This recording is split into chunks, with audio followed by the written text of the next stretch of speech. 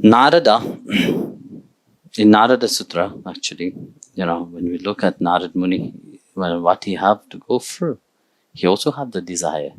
So listen to the story of Narada now. Narada, which is Brahma Putra, the son of Brahma. So he have also been born on earth.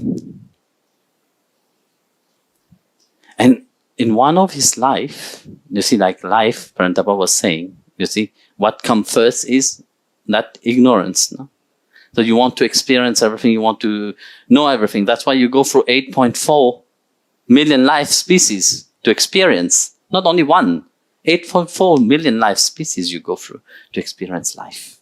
But that is not enough, because even if you have experienced this life, you still go through thousands and millions of life as a human being itself, which you don't realize. Still you're experiencing Maya. Narada also had the same desire inside of him, So Narada, when he was small, his mom was working at his mother was working at some Brahmin place, he was a servant there. And whatever she will listen, and she will come and tell it to Narada. And Narada would be so inspired.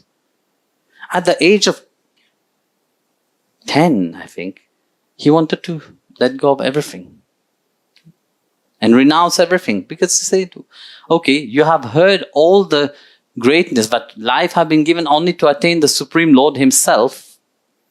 Why should I waste this life in experiencing again this life when I have to surrender to the lotus feet of Srimad Narayana, nothing else? So Narada took the decision and went to ask his mother for blessing. Mother said, no, not as long as I am alive. You can't renounce this world as long as I'm alive. But with the blessing of Srimad Narayana, that night a snake bite the feet of the mother, and she was gone to the lotus feet of the Lord. So, divine intervention. The divine always intervene when it have to, So, through divine intervention, he was free from that. So the mother's gone, he was free. So he visited all the ashram around, looking for the where I can be inspired. He didn't find anywhere. But Narada is not a normal human being. No? It is a divine soul itself, but incarnate. No? So then he said, okay, fine. If Narayana is present everywhere, I can find him everywhere. So let me call for him. So he stood on one leg and he chanted, Narayana, Narayana, Om Namo Narayana, Om Namo Narayana, Om Namo Narayana, continuously. It said that it gone for many thousands of years. Then Bhagwan was so pleased with him, which gave him a glimpse of him. Just Bhagwan, Srimad Narayana appeared in front of him, said, call him by his name, Narada. And Narada opened his eyes, saw the beautiful form of Srimad Narayana holding the discus and Shankh, Chakra, Gada, Padma in his hand in front of him. And he was so much in bliss. When he was in that blissful state, he forgot about himself completely. No? And he did just look at Bhagwan. And Bhagwan said, okay, and my work is finished here. You wanted the bliss, you wanted a glimpse of me. I have given you a glimpse of me. Bye. So Srimad Narayana disappeared. So it was not satisfying. So once you have tasted that nectar, you have tasted that bliss, it is not satisfying at all. So he started to desire, I desire only him. I don't want him only. I want him only. Just the same as you were saying, I want to serve him. That desire, throughout his life, probably he lived 99 years old more, So, he didn't have the grace of seeing Srimad Narayana.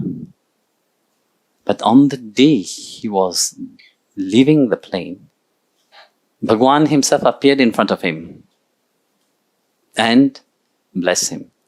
Then he had a discussion. Said, why you waited so long, Then why it took you so long to come? Then Bhagwan said, me too, I wanted to come. As much as you long for me, I also long for you. But there was only one problem between us. You desire to see me. Just because of that desire to see me, that have created a barrier. But now that you are departing from this life, I am here for you. But because of that desire itself, you will have to be born again 84 times on earth. 84 times. Just for a single desire to see him. Very complicated person, huh?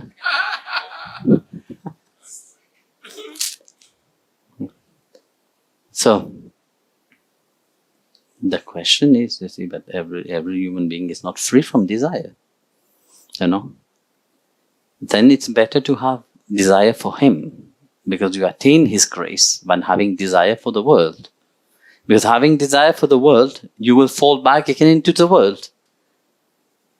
In this life, he have graced you to get to hear about him, to know about him. But you don't know in next life how it will be. You will be born as a devotee because that is a continuation. But will it be easy or not? Very often I meet people who say, oh, I wish I have known you long time back. Now I'm old, Maybe of the old people, they think like that. So, but this was not meant like that. This is only when it have to be, will be. Yeah? If you have enough punya for that, that's what will bring you to. So that's why, in the 84 verses of the Narada-sutra, each life he write only one verse. One few words only of how to free. This is the core of bhakti itself, So that's why, even, you see, at the back of your mind, if you're thinking, I am doing it for the Lord, the I is always there.